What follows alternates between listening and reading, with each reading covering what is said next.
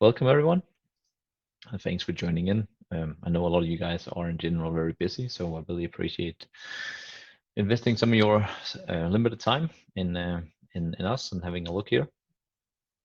Since this is the first time we do this thing, we're also gonna do a few other sort of feature tests. So we also prepared a small poll to kind of understand you guys a little bit better. So we should be launching a poll in a minute to kind of get a little bit more background into you guys. Before I start going into the slides and so on, please don't hesitate with any questions sort of as I go through the webinar. My co-founder Rune will do his best to answer as we go, and then we can potentially try to cover certain questions in more depth. So please don't hold back if there's anything. Yeah, so like I said, this is the first webinar we do of this sort, but hopefully something we will gonna keep doing on a monthly basis or on a quarterly basis. Since it's the first time, I'll also just quickly introduce myself, so you guys know who's talking. I am Anders, or Anders if you prefer. I'm one of the 3 co-founders of SlideHub. I have a background as a consultant from McKinsey, also spent a little bit of time in a private equity fund, and then what you don't find on my resume is that I'm a long time nerd and self-taught programmer, and I currently sort of overlook this product and tech part of SlideHub. So if anything is ever not working, then I'm basically the one to blame. Cool. So what's the purpose of these webinars? We kind of see it as 5 different things. The first and probably the most important one is to get all our sort of existing clients and users up to date on new features, to make sure that our efforts in those features provide value and drive impact. So that's sort of the first part. Second is to share some insights both to existing clients and potential new clients about where we're going, both sort of the specific roadmap, but also just the way we think about product, so you guys can get a deeper understanding of how we sort of plan on evolving the product over time. As part of this, we'll also share like the specific hypothesis on what we're building. And we really hope that this webinar can then also result in us getting some input and reactions to these specific plans, so that we can fine tune them and potentially also engage with some of you in like finding the best way to build the product going forward.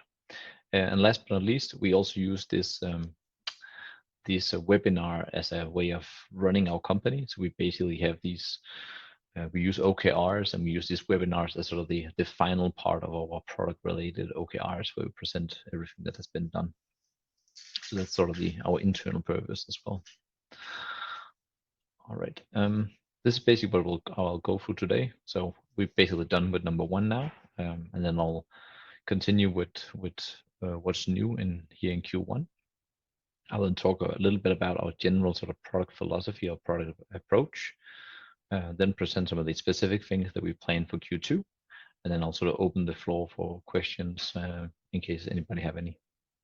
That's the plan. And like I said, feel free to ask questions as we go. All right, cool. So what's new? We have released 4 sort of larger things in Q1 that I will cover today. The first is a redaction tool. Then we are launching dynamic content. It's basically been very final tests run right now. Actually, Klaus, our colleague, is sitting right here next to me, running the last very test on it, but we hope to be able to deploy that tomorrow morning. We're going to present the dynamic actions, where part of them is already live, and more actions are coming shortly. And I'll briefly talk about our new sort of NPS survey that we sort of built in to kind of get smarter as well. So those are the 4 things. The way I'll present each is just quickly talk about what the background for each of them, the rationale, and then we'll actually have one of our colleagues, the product designer who's been responsible for the design and the scope and so forth of each given feature, share a short demonstration of how this all works. So for the redaction tool, the pain we're trying to solve is really related to the storing of sensitive data. As many of you probably can relate to, whenever you have to store data that can contain sensitive information or personal information, you can have this need to make sure that you redact that and you don't sort of get any form of liability associated with that data. So what we've done with the redaction tool is to give managers of their library with SlideHub and a way to really very quickly check for this sensitive data, but also a way for the end users to redact their slides before they potentially add them as contributions to the library. So in this way, you can get a high level of confidence that you're not breaching any form of NDAs or any other internal policies for data storage as part of this.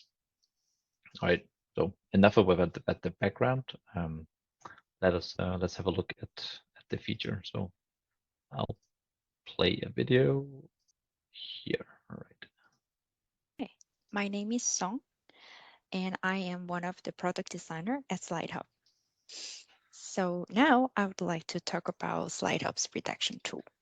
With this tool, you do not need to clean sensitive data manually. Instead, click Redact and select how much you want to redact, and tool will do the rest for you. So let's check it out.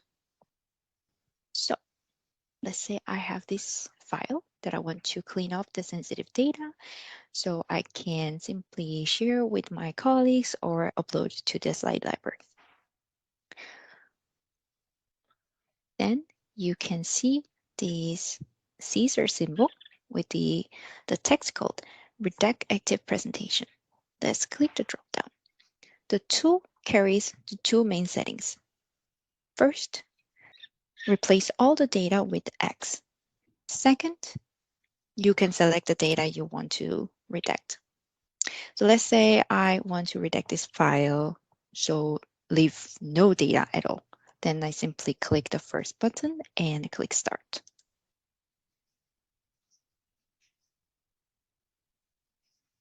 So now, in a few seconds, I have the file, which is completely wiped all the contents, all the sensitive data from the file. So I can simply upload to the library or share with my colleagues. But let's say I want to select a very specific data from the file, only redact those text. For example, I don't want this name or this brand name to be showing on when I upload to the slide library. Then what you could do, click the second option, redact selected contents, and start. So I can see this already have the Janto. I'm just going to copy this and add it over here so I can actually block this contents. Start. You can see it also gives the warning if that is the image, because the redaction tool is only applied to the editable text or editable element. So if this is an image, that I get the information that I need to manually check. So I can see, yeah, this one is also toggled. So toggled, yes. So I can see, like with slide 1 and 2 contains this sensitive information that I want to redact. So everything is selected. Now I'm going to on the process to redact.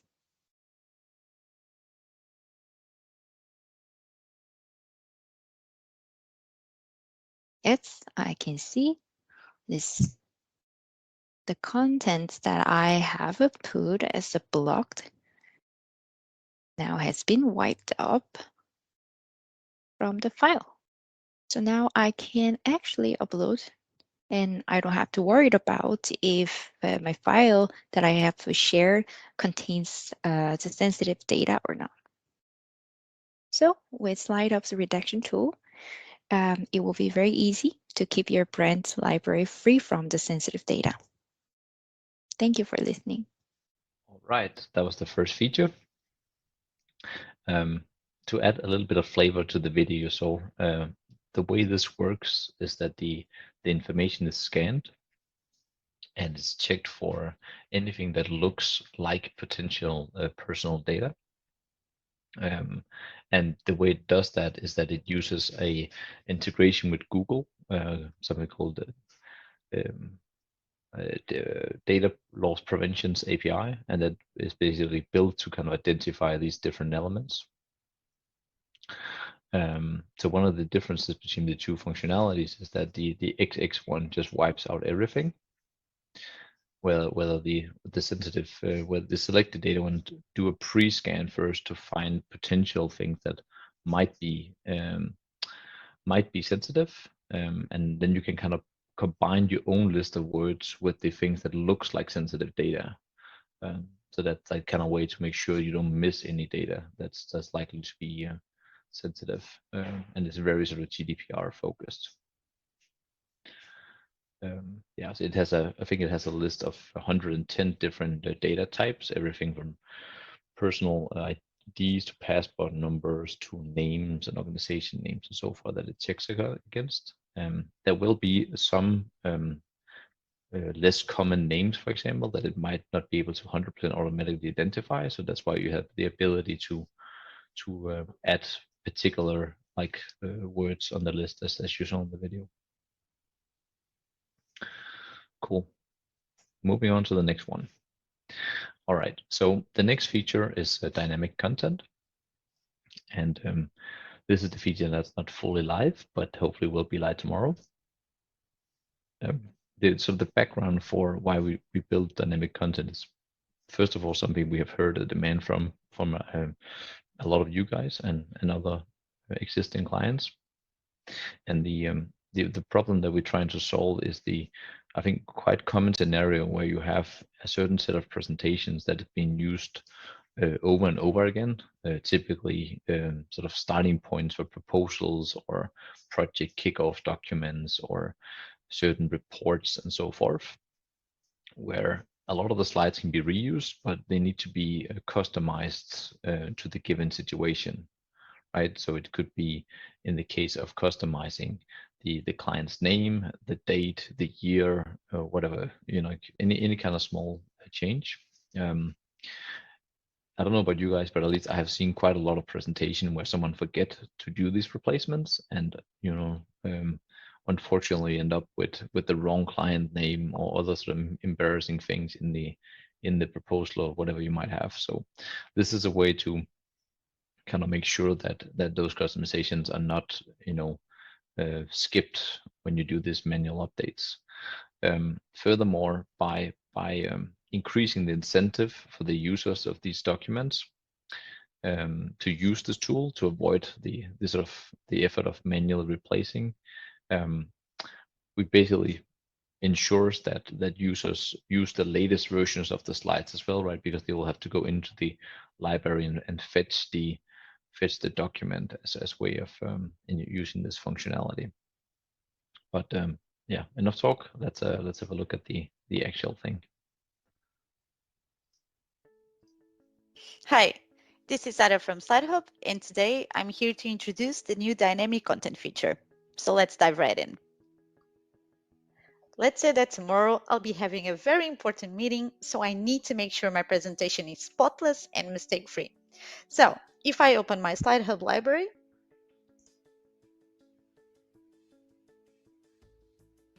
I can see that the presentation that I'm looking for has some text placeholders that I'll need to fill in before I can actually insert my file. So let's do it now.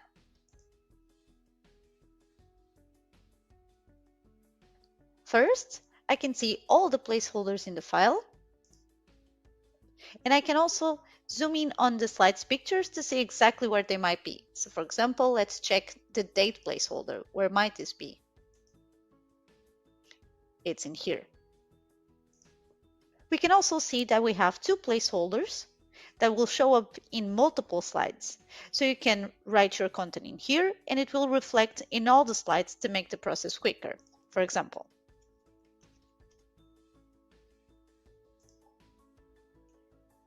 you can see that I've written SlideHub here on the top, and now it has reflected in all of the repeated placeholders throughout the file.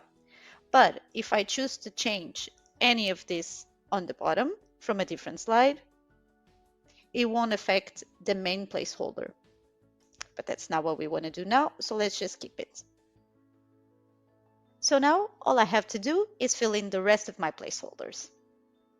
For the date placeholder, you can see that an example of the correct format has already been provided to make it easier for you to know exactly what and how you need to do it. So in this case, I'm going to put today's date.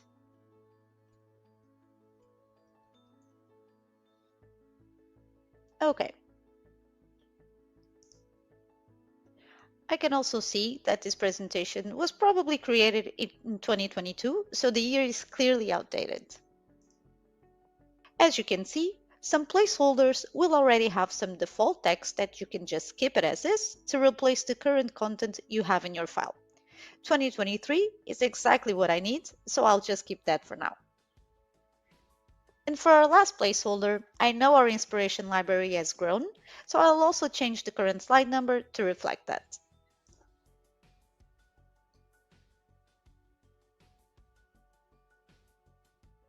And that's it. All my placeholders are filled, and I can now insert my file. So let's see how it looks.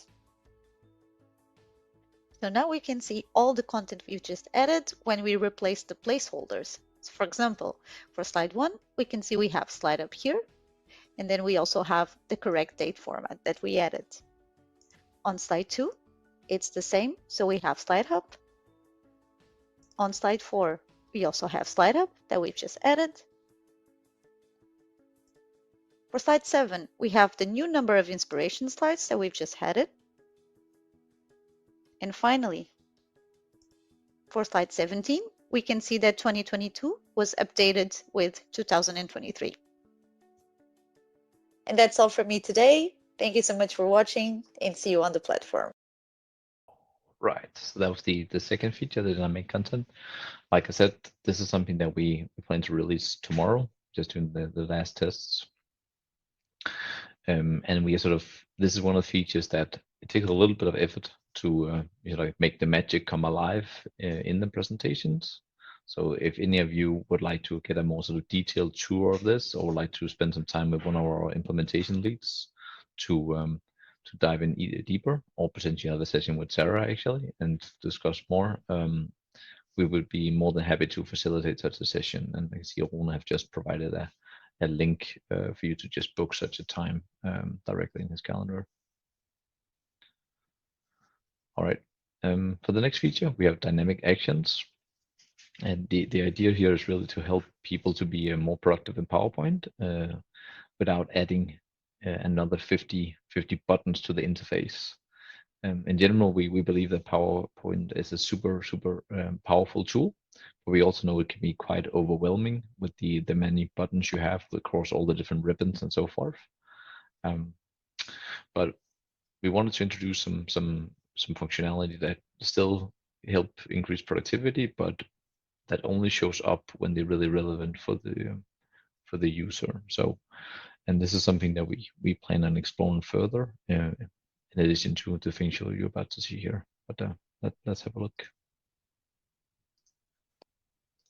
Hi, it's super exciting to present the dynamic action features to you all.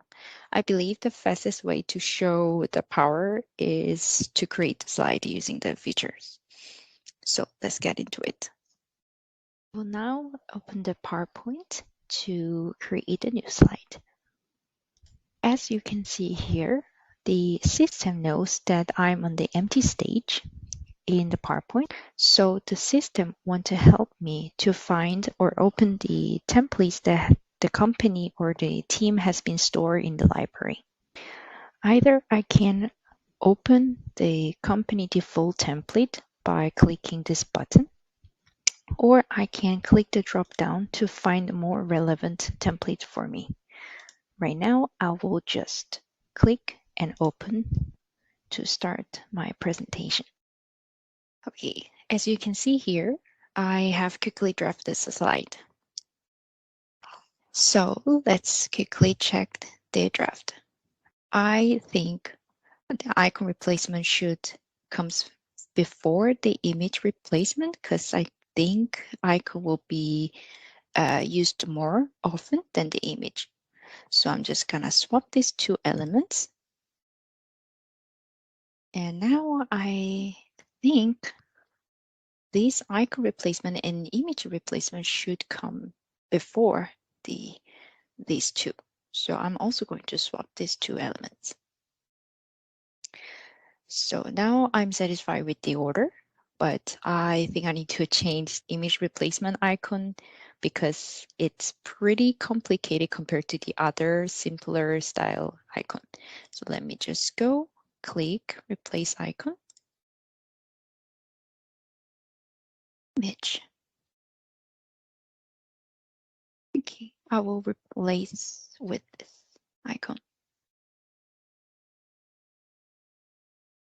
So now I am quite satisfied with the contents on the left side, but I would like to change the image, what I initially select, because I think it's a pretty generic. It's not that this one is bad, but I think it is a little too bland. So I will just click this one, and then you can see as soon as I click it, it shows the replace one selected image dynamic action buttons. So what should I select? And since the original image is the portrait, so I'm also going to select portrait. Oh, I like this color. So let me just replace with this one.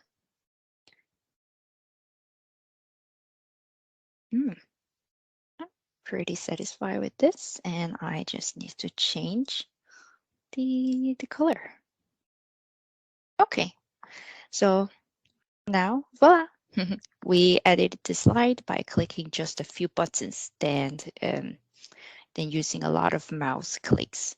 So I hope this gives you a brief idea of how dynamic action feature works in your workflow. Thank you for listening.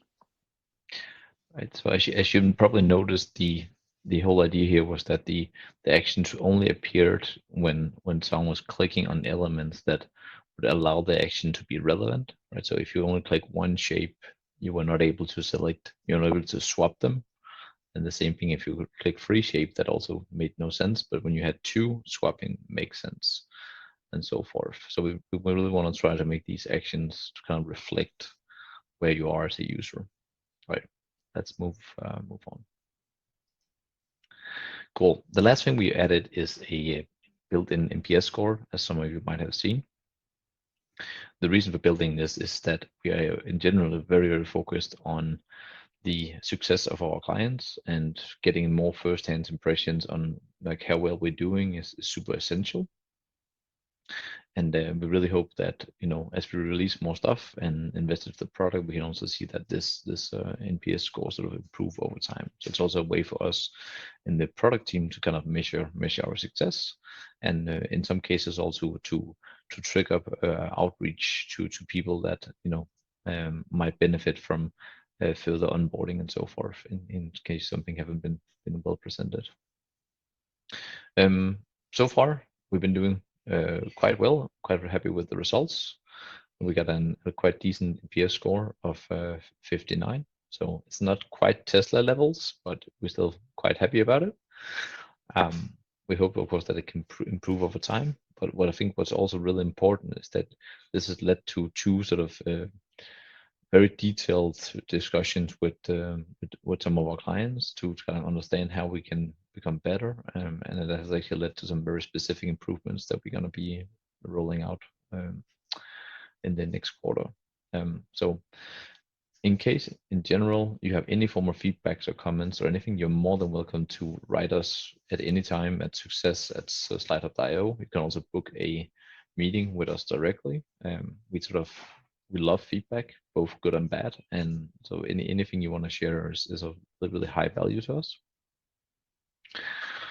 All right, that was a short one, but let's go. So I know a lot of you guys are limit of time, and I think we kind of sold this as a 30-minute session. So I'll try to be super brief here when in the following sections. So in general, our approach to product is trying to solve PowerPoint chaos. As some of you might recognize, we try to capture the reality of many users that works in PowerPoint and modern organizations by some of the challenges outlined here. And when you take a closer look at the challenges here, you kind of realize that there's basically two groups of users that have different kind of challenges. So a lot of times the managers or a lot of times in the form of a marketing team or communication teams, they have a need for people to be on brand, make sure things are up to date, everybody uses the last version, and so forth. But at the other end of the spectrum, you have the people that actually needs to use PowerPoint to become successful, and what they are looking for can be quite different, and they might not always sort of align. And when we build product, we try to really think about serving both of these user groups, because in the end, we believe that the way we make this kind of tool a success is by first making the end users excited and getting them to use SlideHub as a sort of incorporated part of building PowerPoint slides. And then while they are in PowerPoint, we can then unlock some of the values that we bring to the managers, because the end users will be, using the slides that has been peer approved. They will get version warnings if anything is off and so off.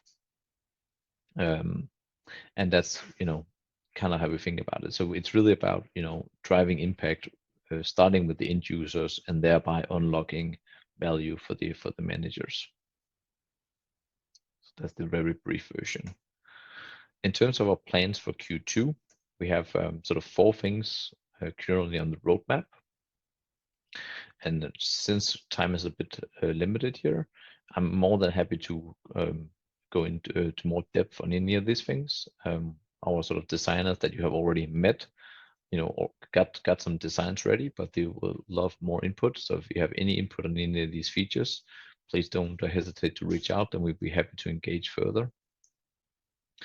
The first thing we're working on is expanding the current PowerPoint solution into Word. The idea is basically to give people an experience that's very similar to what they have in PowerPoint, but it was more optimized for Word, making sure that best practice documents and text snippets and so forth is shared across the organization, and also at the same time being able to leverage the existing SlideHub assets such as images and icons. As a related part to the Word functionality, we're also going to be releasing text snippets. So text snippets can both be really short data points, such as the address of the company or the number of employees or whatever it might be, but it can also be longer sentences that can be used as a section in a Word document or as a disclaimer in a PowerPoint. So it's something that can be used both for PowerPoint and Word, but it's the natural part of the Word extension we're going to be building. Then something that's very PowerPoint and very end user related is going to be building our take on a smart table of content. In general, we know from personal experience and talking to our clients that the effort of having an on-brand, creative, good-looking table of content that remains sort of up to date is quite a headache, especially also when it comes to keeping the page numbers correct. So we plan on building a functionality that makes it quite effortless to add such a table of content, but also to maintain it over time. And you can see we are planning on leveraging the dynamic actions that was presented before as a way to, update and keep this maintained. Then on top of these sort of larger bets, we're going to be doing a number of improvements to the existing core functionality. We're going to be expanding the different settings you can do within Teams. You're going to enable having team-specific images and team-specific icons. We're also going to enable some more sophisticated settings for the different teams, so you can more customize how teams should work. Then we're also going to be working on a new navigation, where we're going to change the way the different items are placed and structured within both the manager view and the end user view to make things more intuitive. And then we're going to be spending some time on really improving the inspiration slides experience to limit the number of adjustment that's needed when using that, and give more opportunities to make it on brand sort of right away. So those are some of the other things that we'll sort of hope to release over the coming weeks, particularly these things here, and then the other bigger bets gonna be rolled out sort of in the following months, and hopefully all in Q2 if everything goes as planned. Like I said, we sort of very open to input on these different things. Would love to get any thoughts. So whether it's here in the chat or whether it's ideally it's through a call and email afterwards, we would love to kind of have more about it. Perfect. All right. We're basically at the point of the Q&A. So if anybody have any particular questions they haven't had answered, feel free to write them in the chat, and then let's see. All right. Cool. It seems like Rune has been doing a good job of answering the questions as we sort of went by. I see there's some questions about the permissions and so forth. What you saw on the in the demonstration reflects a user that has admin access and has access to both the SlideHub on-demand service and the full suite of the tools. In general, the menu you see on the right is sort of customized to those settings. So if you're not a manager, you're gonna see less things and so forth. So that's basically it. Cool. So this is basically it for now. I hope you find it helpful. If you are a current client that would like to dive into more of these things, or if you like our help setting up the dynamic content, you're more than welcome to book a demo or book a session with our customer success lead. You can also, if you're a potential client and would like to understand more about how this might help solve PowerPoint chaos in your organization, you can also book a demo. And then lastly, if you have any form of feedback or anything else, you can write me directly. My email is there, or you can write our customer success team, and we'll be happy to engage. If you have any feedback as well on the webinar or anything else we do, I'm more than welcome to reach out as well. We really sort of appreciate any kind of thing we can get. I also just now add the presentation in the handouts in case anybody want to grab it and download it, or do whatever you want with it. And I think that is basically with that. Oh yeah, there's one question regarding the timeline for the dynamic actions. For the dynamic actions, the new presentation part, that was the first one being shown. That one is not live yet, but we hope to launch it tomorrow as well. But the other swap and replace features are live. We are planning on doing some improvements to this replace features as well in the coming weeks, but the ones you saw on the call is live and will be live tomorrow. Cool. Seems like we are out of questions, and I just want to say once again, thanks for your time. We'll also share a recording for everybody that was on this call and people that missed it or missed part of it. Yeah, and hopefully we'll see each other again in the next quarter. All right. Thanks a ton, guys. Take care. Bye-bye.